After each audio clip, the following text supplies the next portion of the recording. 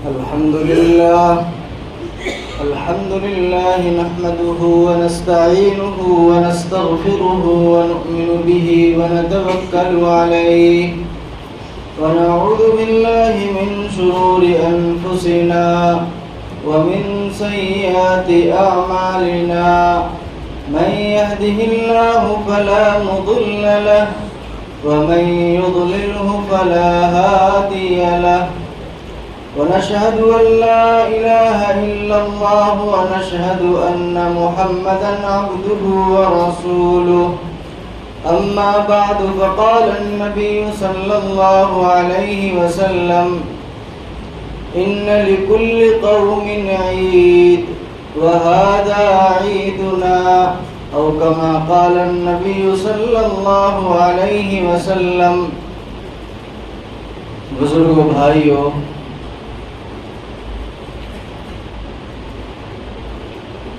بیان مقصود نہیں ہے، کچھ الگ الگ باتیں ذکر کر رہا ہوں جن کا اس موقع پر سمجھنا بہت ضروری ہے۔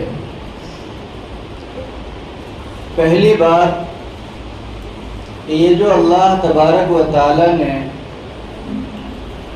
عید اور بقرعید کی نماز اس امت کو عطا فرمایا ہے، یہ شکرانے کے طریقے پر، شکرانے کے طور پر عطا فرمایا ہے۔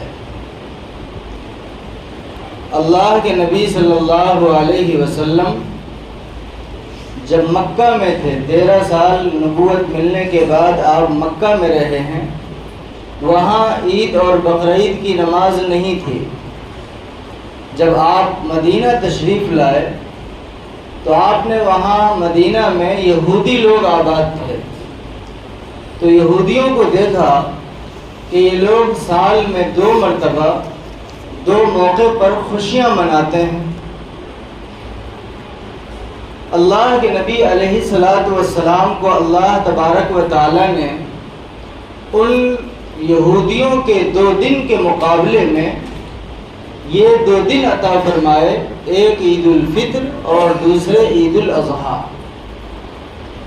جب یہ اللہ تبارک و تعالی نے شکرانے کے طور پر دیا ہے، اور ہماری جو شریعت ہے بڑی جامع ہے، اس میں کچھ بھی سیکھنے کے لیے، کوئی بات لینے کے لیے ہمیں شریعت سے باہر کسی اور دھرم مذہب میں جانے کی ضرورت نہیں ہے، ہر چیز سکھائی گئی ہے۔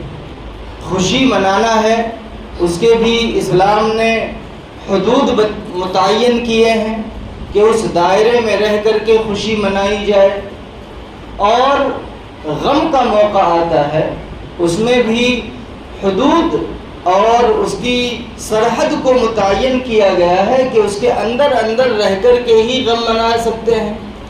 اگر خوشی میں آپ اس سے اندازہ لگاؤ، میں نے کہا کہ جب اللہ کے نبی علیہ السلام مدینہ تشریف لائے تو آپ کو عید اور بقرعید کی نماز دی گئی۔ مدینہ میں آپ 10 سال رہے، 10 مرتبہ عید اور بقرعید کی نماز آئی ہوگی۔ اللہ کے نبی علیہ السلام نے بھی خوشی منائی، اور آپ کی موجودگی میں صحابہ کی جماعت نے بھی خوشی منائی۔ اللہ کے نبی علیہ السلام نے عید اور بقرعید کے موقع پر، اور آپ کے صحابہ نے عید اور بقرعید کے موقع پر جس طریقے سے خوشی منائی ہے، وہی خوشی صحیح طریقہ ہے۔ اگر کوئی آدمی اس طریقے سے آگے بڑھتا ہے تو وہ خوشی خوشی نہیں رہے گی، بلکہ وہ اللہ کی نافرمانی اور گناہ بن جائے گی۔ اللہ کے نبی علیہ السلام کی زندگی میں مختلف موقع آئے جو غم کا کہلاتا ہے۔ اللہ کے نبی علیہ السلام کی اہلیہ کا انتقال ہوا، آپ کے بیٹے کا انتقال ہوا، آپ کی بیٹی کا انتقال ہوا، بڑے بڑے صحابی کا انتقال ہوا۔ اللہ کے نبی علیہ السلام کا اس موقع پر جو طریقہ رہا ہے، وہی طریقہ غم کا طریقہ ہے۔ اگر امت اس طریقے اور اس دائرے میں رہ کر کے غم مناتی ہے تب تو وہ غم ہے، اور اللہ تبارک و تعالی نے غم کے موقع پر جو انعام اور اجر کا وعدہ کیا ہے، اگر بندہ اس دائرے میں رہ کر کے غم منائے گا تب تو اس کو وہ اجر اور انعام اور ثواب ملے گا جو غم پر ملتا ہے۔ اور اگر اس دائرے سے باہر قدم رکھا، اس حدود کو اس نے پار کیا، تو انعام اور ثواب تو کیا ملے گا؟ الٹا اللہ کی طرف سے اب گناہ اور عذاب ہوگا۔ اسی لیے اللہ تبارک و تعالیٰ نے جو یہ ہمیں خوشی کے موقع دیے ہیں، ان کو ہمیں شریعت کے دائرے میں رہ کر کے منانا ہے۔ اب دیکھنے میں یہ آتا ہے کہ بہت سی مرتبہ شریعت کا دائرہ ہم لوگوں سے نکل جاتا ہے۔ کیسے نکل جاتا ہے؟ دیکھیں، یہ چاروں مالے عید کی نماز پڑھنے والوں سے بھرے ہوئے ہیں۔ سب سے پہلے آپ حضرات نے عید کی تیاری کی۔ عید کی تیاری میں ان لوگوں کو کہتا ہوں جنہوں نے کل سے بال کٹوائے ہیں، اپنے اپنے سر پر دیکھو بال، کہ وہ بال آپ کے شریعت کے مطابق ہیں یا شریعت کے خلاف ہیں۔ اللہ کے نبی علیہ الصلوۃ والسلام نے منع فرمایا قضا سے۔ قضا کس کو کہتے ہیں؟ آدھے سر کے بال کو بڑا رکھا جائے اور سر کے کچھ بال کو چھوٹا کر دیا جائے۔ اب اپنے اپنے سر پر ہاتھ ڈالیے اور جھنجھوڑیے کہ اللہ تبارک و تعالیٰ نے خوشی کا موقع دیا تھا، ہم اللہ تعالیٰ کے سامنے کس پوزیشن میں اور کس کنڈیشن میں خوشی منانے کے لیے آئے ہیں۔ ہم نے عید کی تیاری کی، خوشی کی تیاری کی، اور اس میں بھی اللہ کی نافرمانی کر دی۔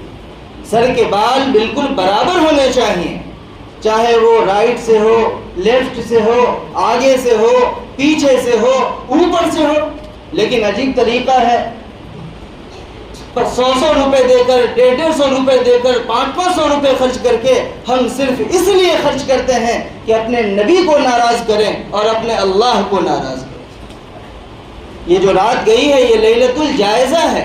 ایک طرف اللہ آپ کو انعام دے رہا ہوگا اور دوسری طرف آپ سیلون میں شریعت کے خلاف بال کٹوا کر کے اپنے نبی کے دل کو دکھی کر رہے ہوگے اور اپنے اللہ کو ناراض کر رہے ہوگے۔ اس لیے میرے بھائیوں، جن لوگوں نے اس طرح کے بال کٹوائے ہیں ان کی خوشی نامکمل ہے۔ دنیا میں وہ کتنی بھی خوشی منا لیں، لیکن وہ خوشی نہیں ہو سکتی جس سے میرا رب ناراض ہو جائے، جس سے میرا نبی ناراض ہو جائے۔ خوشی وہی ہے جس سے میرا نبی بھی خوش ہو اور نبی کا رب بھی خوش ہو۔ اس لیے اپنے سر کے بال پر غور کرو۔ جن لوگوں نے اس طرح کے بال کٹوائے ہیں، سب سے پہلے اپنے بال کو ٹھیک کرو، سر کے بال کو برابر کیا جائے، شریعت کے مطابق کیا جائے۔ ایک بات۔ دوسری بات، عید کے موقع پر خوشی منانے کے لیے ہم لوگ رمضان کی پہلی تاریخ سے کپڑے کی خریدی شروع کرتے ہیں۔ اپنے لیے بھی کپڑا خریدتے ہیں، گھر کی مستورات کے لیے بھی کپڑا خریدتے ہیں۔ آپ نے کپڑے کی خریدی میں کبھی اس بات پر غور کیا کہ کون سے کپڑا پہننے سے میرے نبی خوش ہوں گے؟ کون سا کپڑا حضرت عائشہ کا طریقہ تھا، ام سلمہ کا طریقہ تھا، ام حبیبہ کا طریقہ تھا؟ آپ نے اپنی بیٹی کے لیے کپڑا خریدا ہوگا، بیوی کے لیے کپڑا خریدا ہوگا، بہن کے لیے کپڑا خریدا ہوگا، گھر کی دوسری مستورات کے لیے کپڑا خریدا ہوگا۔ خوشی منانے کے لیے کپڑا ہے۔ کیا آپ کا کوئی گھر کا بڑا ناراض ہو جائے، باپ ناراض ہو، تو کیا گھر میں کوئی صحیح معنی میں خوشی ہو سکتی ہے؟ ماں ناراض ہو تو گھر میں کوئی صحیح معنی میں خوشی ہو سکتی ہے؟ مسلمانوں ذرا مجھے بتاؤ کہ اگر آپ کی خوشی سے آپ کا رب ناراض ہو تو بندے کی کیسی خوشی ہے؟ اگر آپ کی خوشی سے آپ کا نبی ناراض ہو تو حقیقی معنی میں وہ خوشی نہیں ہو سکتی۔ ہم لوگ کیسے کیسے کپڑے خریدتے ہیں، خود اپنے لیے بھی اور اپنے گھر کی مستورات کے لیے بھی۔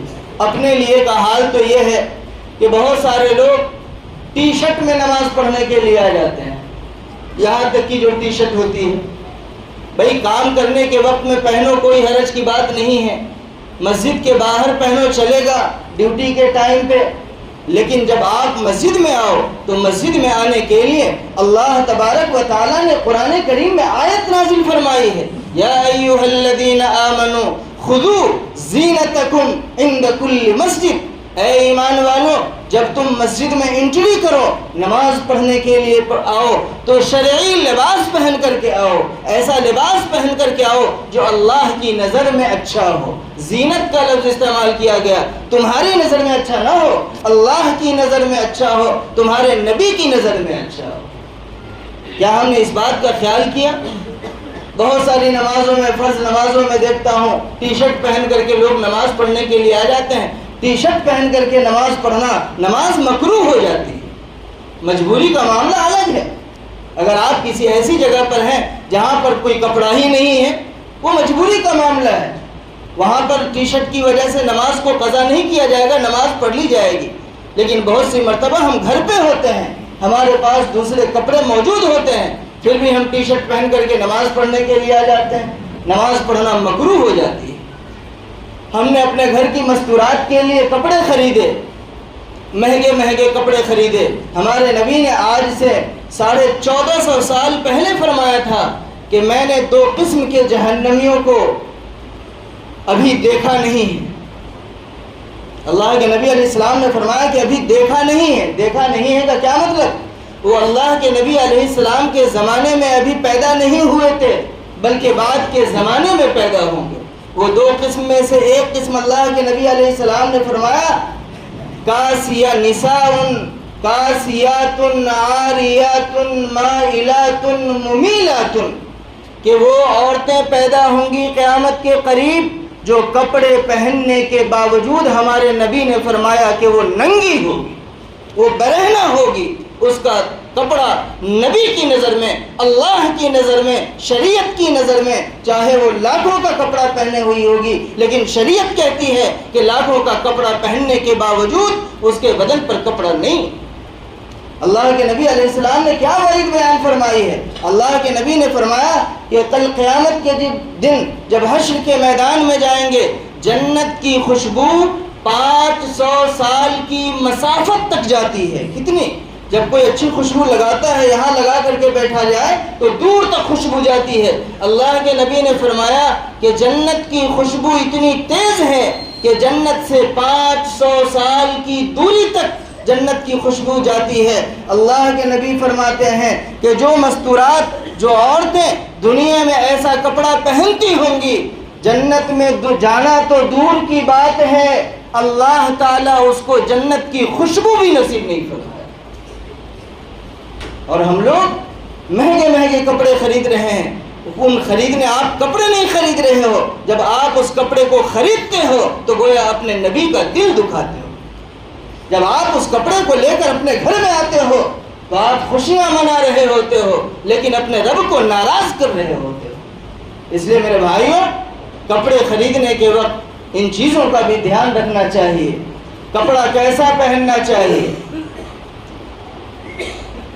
کپڑا میں 3 شرط ہے۔ کپڑا کا مقصد ہے سطر کو ڈھکنا۔ کپڑا اسی لیے پہنا جاتا ہے، اگر کپڑے میں سطر نہ ڈھکے وہ کپڑا ہی نہیں۔ مثال کے طور پر مرد کی سطر ہے ناف سے لے کر کے یہ ہڈی تک، یہاں تک، گھٹنے کے نیچے تک۔ اگر یہ اس میں سے کوئی بھی حصہ کھلتا ہے وہ کپڑا جائز نہیں ہے، پہننا ہی جائز نہیں ہے۔ سطر کھل رہا ہے، سطر کا کھولنا حرام ہے، اور اس طرح پہننا یہ اچھی چیز ہے، شریعت کا لباس ہے، اس طرح پہننا چاہیے۔ تو کپڑا فل ہونا چاہیے، جو سطر کا حصہ ہے وہ کھلا ہوا نہ ہو۔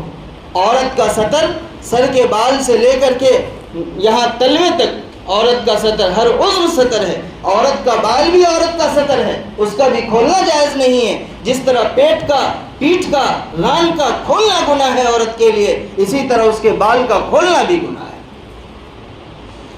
اگر عورت، پہلی بات سر سے لے کر کے پاؤں کے تلوے تک پورا جسم عورت کا ڈھکا ہوا ہونا چاہیے۔ یہاں تک کہ علماء نے لکھا ہے کہ اجنبی سے عورت کی آواز کا بھی پردہ ہے۔ نماز میں، گھر میں تو پردہ نہیں ہے آواز کا، لیکن اجنبی مرد سے عورت کی آواز کا بھی پردہ ہے۔ اجنبی مرد کے سامنے عورت کو تیز آواز سے بولنا یہ بھی جائز نہیں۔ تو پہلی بات تو کپڑا فل ہو، جسم چھوٹا نہ ہو۔ اس زمانے میں آپ اندازہ لگاؤ، مرد کا کپڑا بڑا ہوتا جا رہا ہے اور عورت کا کپڑا چھوٹا ہو جا رہا ہے، وہ اسکارٹ کٹ سب آ رہا ہے، اور مرد کی جنس نیچے، ٹخنے سے نیچے تک جا رہی ہے، الٹی ہی چال چلتے ہیں۔ دیوان گانے عشق آنکھوں کو بند کرتے ہیں دیدار کے لیے، دیدار بھی کرنا ہے اور آنکھ کو بھی بند کر رہے ہیں۔ مردوں کا کپڑا چھوٹا ہوتا جا رہا ہے، بڑا ہوتا جا رہا ہے، اور عورتوں کا کپڑا چھوٹا ہوتا جا رہا ہے، الٹی ہی چال چلنے لگے۔ تو پہلی بات تو کپڑا فل ہونا چاہیے۔ دوسری بات، کپڑا ڈھیلا ہونا چاہیے، جسم میں ایسا ٹائٹ نہ ہو، چاہے وہ مرد کا کپڑا ہو یا عورت کا کپڑا ہو، ایسا ٹائٹ نہ ہو کہ جسم کی بناوٹ اس سے ظاہر ہو۔ اگر کپڑا اتنا ٹائٹ ہے کہ جسم کی بناوٹ اتار چڑھاؤ اگر اس سے نظر آتی ہے تو ایسی عورت کپڑا پہننے کے باوجود بھی نبی کے فرمان کے مطابق ننگی۔ اور تیسری بات، کپڑا باریک نہ ہو، ایسا باریک نہ ہو کہ اوپر سے اندر کی کھال دکھتی ہو۔ آج وہ نیٹ کا زمانہ چل رہا ہے نا، یہ وہی زمانہ ہے۔ اللہ کے نبی نے اسی لیے فرمایا تھا کہ ابھی میں نے ان کو دیکھا نہیں ہے، قیامت کے قریب ایسے لوگ پیدا ہوں گے۔ اور یہ زمانہ آ چکا ہے، یہ جو نیٹ کا زمانہ ہے اور یہ جو ٹائٹ کپڑے کا زمانہ ہے، اللہ کے نبی نے فرمایا تھا کہ قیامت کے قریب ایسی عورتیں پیدا ہوں گی۔ نیٹ میں کیا ہے، مہنگے سے مہنگا نیٹ آتا ہے لیکن پہننے کے باوجود اندر کی کھال نظر آ رہی ہوتی ہے۔ اس لیے کپڑا جاڑا ہو، موٹا ہو، ایسا موٹا اور جاڑا ہو کہ اندر کی کھال نظر نہ آئے۔ تو 3 شرط ہمیشہ کپڑا خریدنے میں، 3 شرط کا لحاظ کیا جائے کہ کپڑا پورے کے پورے سطر کو ڈھانک لے۔ نمبر 2، کپڑا ڈھیلا ہو، ٹائٹ نہ ہو کہ جسم کی بناوٹ نظر آئے۔ اور نمبر 3، کپڑا جاڑا ہو، اتنا پتلا نہ ہو کہ اندر کی کھال نظر آئے۔ اس طرح کا کپڑا اگر یہ تینوں شرط میں سے کوئی ایک شرط نہیں پائی جاتی ہے تو وہ کپڑا جہنم میں لے جانے والا ہے۔ چاہے آپ نے کتنا پیسہ دے کر کے خریدا ہو، آپ نے کپڑا نہیں خریدا ہے، اتنے پیسے میں جہنم کی آگ خریدی۔ یاد رکھو اس بات کو۔ ہم لوگ اپنی منمانی کرتے ہیں، جو ہمیں پسند آ گیا وہ ہماری شریعت ہے۔ شریعت ہماری پسند کا نام نہیں ہے، شریعت اللہ اور اس کے رسول کے پسند کا نام ہے۔ ہماری پسند کا نام شریعت نہیں ہے۔ ہمیں اپنی خواہش کو، اپنی پسند کو اللہ اور اس کے رسول کی پسند کے سامنے قربان کرنے کا نام شریعت ہے۔ 2 بات ہوئی۔ تیسری بات، رمضان کا مہینہ ختم ہو گیا۔ یہ جو ہم عید کی تاریخ ہے، آج عید ہے، یہ شوال کی پہلی تاریخ ہوتی ہے، یعنی شوال کا مہینہ شروع ہو گیا، اس کی پہلی تاریخ ہے۔ مسلم شریف حدیث کی کتاب ہے 2 نمبر کی، اس میں اللہ کے نبی علیہ السلام نے فرمایا، من صام رمضان ثم اتبعہ بست من شوال کان کصیام الدہر، کہ جو آدمی رمضان کا روزہ رکھے اور اس کے بعد شوال کے 6 روزے رکھ لے، تو اللہ کے نبی نے فرمایا کہ اللہ تبارک و تعالیٰ پورے سال روزہ رکھنے کا ثواب دے گا۔ یہ شوال کا مہینہ ہے، 6 روزے رکھنے ہیں پورے مہینے میں، شوال کے پورے مہینے میں کبھی بھی آپ روزہ رکھ سکتے ہو، آج کے دن کو چھوڑ کر۔ آج تو عید کا دن ہے نا، یہ شوال کی پہلی تاریخ ہے، آج کے دن تو روزہ رکھنا حرام ہے۔ آج کے دن کو چھوڑ کر کے پورے شوال کے مہینے میں کوئی آدمی 6 روزہ رکھ لے، اور یہ 6 روزے بھی ایک ساتھ لگاتار رکھنا ضروری نہیں ہے، ایک آج رکھ لو، کل چھوڑ دو، پھر پرسوں رکھ لو، کبھی بھی گیپ کر کے پورے مہینے میں 6 روزے اگر رکھ لیتے ہو تو اللہ تبارک و تعالیٰ پورے سال کا ثواب، پورے سال کے ہر دن روزہ رکھنے کا ثواب ہے۔ کتنی اچھی بات ہے بھائی، ہم کھانا بھی کھا رہے ہوں گے، مزہ بھی لے رہے ہوں گے، دعوت بھی کھا رہے ہوں گے، اور اللہ تعالیٰ کے یہاں روزے کا ثواب بھی لکھا جا رہا ہوگا۔ تو جہاں ہم نے 30 روزے رکھے ہیں، اللہ تبارک و تعالیٰ کے سے یہ ثواب حاصل کرنے کے لیے مزید 6 روزے رکھنے کی کوشش کرنی چاہیے۔ کیوں؟ جب ہم 6 روزے رکھیں گے تو 30 روزہ ہم نے رکھا ہے اور 6 روزے یہ رکھیں گے تو 36 روزے ہو جائیں گے، ہے نا۔ اور اللہ کا یہ ضابطہ ہے کہ اس امت کی خصوصیت ہے، پہلی امت کو یہ ثواب نہیں ملتا تھا، بلکہ اس امت کی خصوصیت ہے کہ یہ امت جو بھی نیک کام کرے گی اس کو 10 گنا ثواب ملتا ہے۔ اس امت کی خصوصیت یہ ہے۔ تو جب ہم 36 روزے رکھیں گے، اگر ہم اس کو 36 کو ملٹی پٹ کریں گے 10 سے تو 360 ہو جائیں گے، اور 360 یعنی سال کے پورے دن ہو جائیں گے۔ اس لیے شوال کے جو 6 روزے ہیں ان کو بھی رکھنے کی کوشش کرنی چاہیے، تاکہ یہ عظیم ثواب ہم ثواب سے ہم محروم نہ ہوں۔ اسی طرح ایک مسئلہ ہے فطرے کا۔ بہت سارے مسائل اور فضائل آپ حضرات سن چکے ہیں، میں ایک بات بتاتا ہوں کہ یہ فطرہ واجب کب ہوتا ہے۔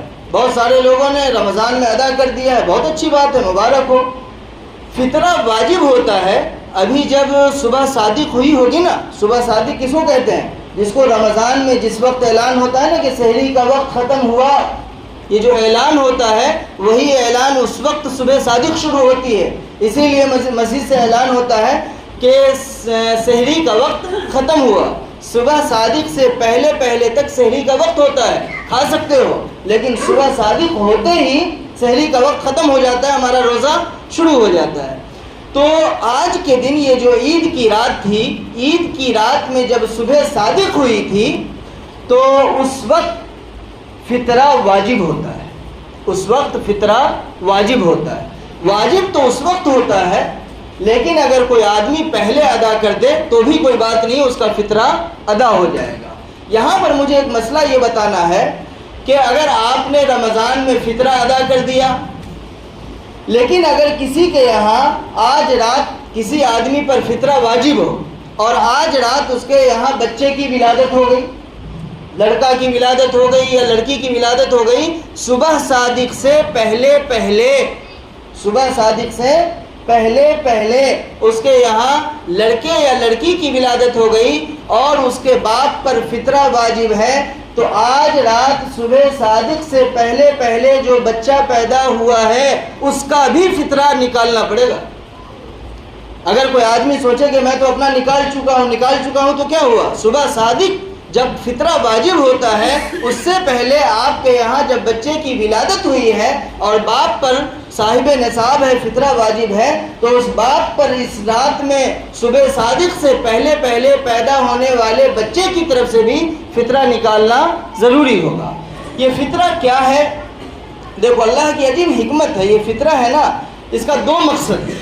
ایک مقصد تو روزے میں کمی کوتاہی ہو جاتی ہے نا، جیسے نماز ہے، نماز میں کمی کوتاہی ہو جائے تو اخیر میں سجدہ سہو امام صاحب کرتے ہیں نا، یا ہم اکیلے نماز پڑھ رہے ہوں، نماز میں کوئی واجب چھوٹ جائے، فرض میں تاخیر ہو جائے تو اخیر میں سجدہ سہو کیا جاتا ہے۔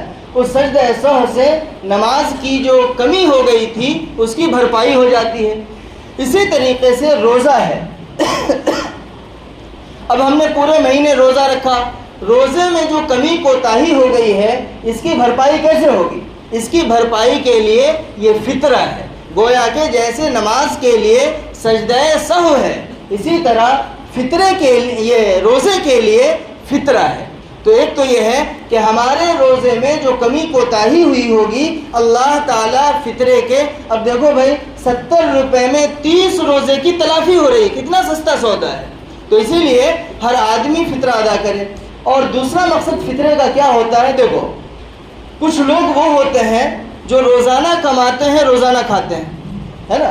ابھی صبح کو چلے جاتے تھے، شام کو کما کے آ جاتے تھے، لیکن آج تو چھٹی کا دن ہے نا، خوشی کا دن ہے نا، آج تو ملنے جلنے کا دن ہے۔ وہ بیچارے آج ان کو اپنی دہاڑی نہیں ملے گی، آج وہ مزدوری کرنے کے لیے نہیں جائیں گے، تو اللہ تبارک و تعالیٰ نے ان کی دہاڑی کا انتظام مالداروں کے ذمہ رکھ دیا کہ آج تم لوگ فطرات ان لوگوں کو دو جو روزانہ کماتے ہیں، کھاتے ہیں، زکوٰۃ کے مستحق نہیں ہیں، اتنا فطرہ ان کو دے دو کہ آج وہ دہاڑی کرنے کے لیے ان کو نہ جانا پڑے، وہ بھی اپنے گھر میں اپنے بیوی بچوں کے ساتھ، اپنے خاندان ملنے جلنے والوں کے ساتھ خوشی میں شریک ہو سکیں۔ تو فطرے کا مقصد ہے روزے کی پاکی، اور دوسرا مقصد ہے جو لوگ غریب ہیں، روزانہ کماتے ہیں اور کھاتے ہیں، آج ان کے لیے اتنے پیسے کا امت کے مالدار لوگ انتظام کر دیں کہ آج وہ دہاڑی کے لیے کمانے کے لیے نہ جائیں۔ دوسرا مقصد یہ ہے، لہٰذا جن لوگوں نے ادا کر دیا ہے مبارک، بہت اچھی بات ہے، اور جن لوگوں نے ادا نہیں کیا تو وہ بعد میں نماز کے بعد بھی ادا کر دیں۔ نماز سے پہلے پہلے ادا کر دینا چاہیے، لیکن اگر نہیں کیا تو نماز کے بعد ادا کرے، کبھی بھی ادا کرے، پوری زندگی میں کبھی بھی ادا کر دے۔ فطرہ ادا ہی ہوتا ہے، قضا نہیں ہوتا ہے۔ نماز تو قضا بھی ہو جاتی ہے، نماز کا وقت ہے اس کے اندر پڑھو گے تو ادا، وہ ٹائم نکل گیا تو نماز قضا، لیکن فطرہ قضا نہیں ہوتا ہے۔ پوری زندگی میں بہتر یہ ہے کہ نماز سے پہلے پہلے ادا کیا جائے، لیکن ادا نہیں کر پایا، پیسے نہیں تھے، کوئی بات تھی، کچھ بھی تھا، پوری زندگی میں کبھی بھی ادا کیا جائے فطرہ ادا ہی ہوگا، قضا نہیں ہوگا۔ اب وقت بھی ہو رہا ہے، آپ حضرات کو نیت کا طریقہ مشہور ہے۔ نیت کیسے کرنی ہے؟ دیکھو، صرف دو چیز کی نیت کرنا بس، عید کی نماز کی امام کے پیچھے، عید کی نماز پڑھنے کی نیت کرتا ہوں کس کے پیچھے؟ امام کے پیچھے، بس یہ دو بات یاد رکھو۔ یہ جو لمبی چوڑی نیت کی جاتی ہے نا، 2 رکعت کی 6 زائد تکبیر کے ساتھ، منہ میرا کعبہ شریف کی طرف، پیچھے اس امام کے کوئی ضرورت نہیں۔ جب عید کی 2 رکعت آ گئی، جب عید کی نماز آپ نے کہی تو بھئی عید کی نماز 2 ہی رکعت ہے، اور عید کی نماز وہی ہے جس میں 6 زائد تکبیر ہے۔ تو یہ سب لمبی چوڑی بات کہنے کی ضرورت نہیں ہے۔ منہ میرا کعبہ شریف کی طرف، بھئی کعبہ ہی کی طرف ہے، کرنے کی کیا ضرورت ہے؟ کس کا کعبہ کی طرف نہیں ہے؟ تو یہ کہنے کی ضرورت نہیں ہے۔ صرف 2 چیز کی نیت کرنا۔ پہلی بات، عید کی نماز، عید کی نماز میں 2 رکعت بھی آ گئی، 6 زائد تکبیر بھی آ گئی، تو اس کو بولنے کی ضرورت نہیں ہے۔ منہ میرا کعبہ شریف کی طرف، اور یہ صرف یہ بات جو میں کہہ رہا ہوں، یہ صرف عید کی نماز ہی کے لیے نہیں ہے، ہر نماز کے لیے۔ ہر نماز میں جیسے صرف ظہر کی نماز کی میں نیت کرتا ہوں، یہ نیت ہوگی۔ ظہر کی نماز کی 4 رکعت کی نیت، 4 رکعت بولنے کی ضرورت نہیں، ظہر کی 4 ہی رکعت ہوتی ہے۔ جب آپ نے کہا کہ میں ظہر کی نیت کرتا ہوں تو ظہر کی 4 ہی رکعت ہے نا، تو بولنے کی کیا ضرورت ہے؟ آپ نے کہا کہ میں مغرب کی نیت کرتا ہوں تو مغرب کی 3 رکعت ہی ہوتی ہے، تو 3 ہی کی نیت ہوگی، 4 کی نیت تھوڑا ہی ہوگی۔ تو مغرب کی 3 رکعت، ورنہ پھر تو کہنا پڑے گا کہ 1 رکوع کی نیت کرتا ہوں، 2 سجدے کی نیت کرتا ہوں، اور فلاں فلاں صورت کی نیت کرتا ہوں۔ یہ سب کہنے کی کوئی ضرورت نہیں ہے۔ صرف نیت کرنا ہے کہ عید کی نماز کی امام کے پیچھے، عید کی نماز پڑھنے کی امام کے پیچھے پڑھنے کی نیت کرتا ہوں، بس اتنی نیت کافی ہے۔ اللہ تبارک و تعالی ہم سب کو کہی سنی ہوئی باتوں پر عمل کرنے کی توفیق نصیب فرمائے۔